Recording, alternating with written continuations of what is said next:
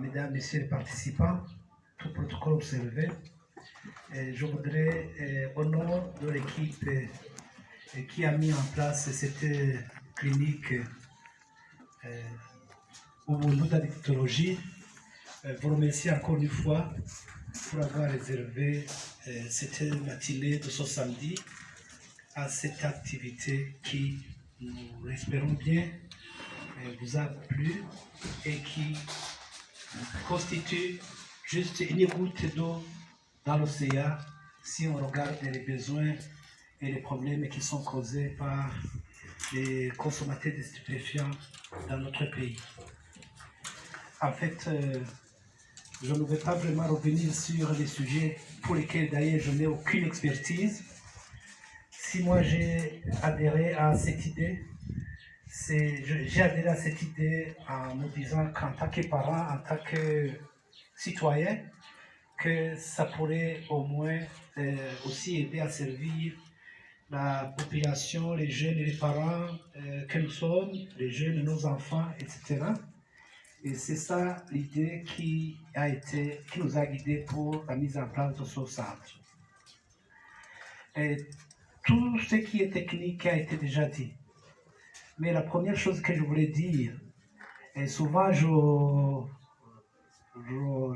mène des échanges avec nos partenaires ainsi que notre personnel qui est ici.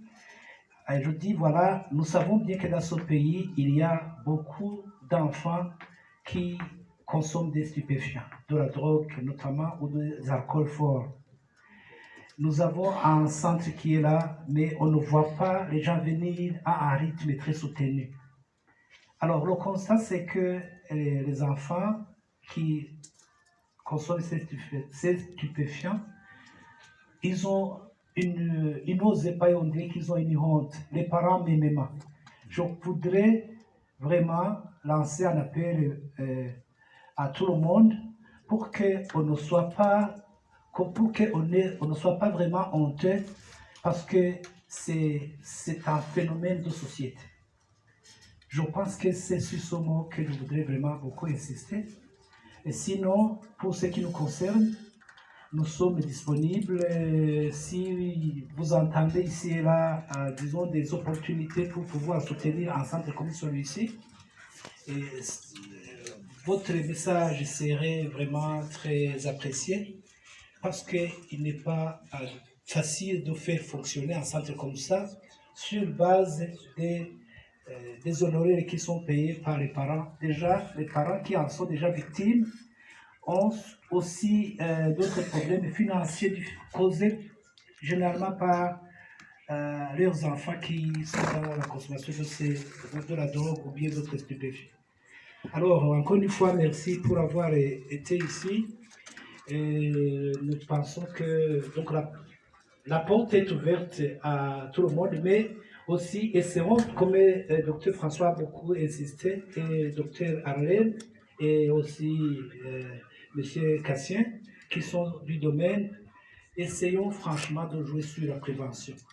Nous voudrions bien que tout parent qui a encore des enfants normaux, qui viennent pour qu'effectivement on puisse plutôt insister sur la prévention. Parce qu'en tant que parents, on est toujours nouveau au niveau de l'éducation de nos enfants. Parce que l'enfant, vous le voyez naître. Quand il a 15 ans, c'est une autre expérience à laquelle vous n'êtes pas nécessairement expérimenté. Donc, venez juste pour la prévention, plutôt que d'agir comme des sapeurs-pompiers. Je vous remercie et je vous souhaite un bon week-end.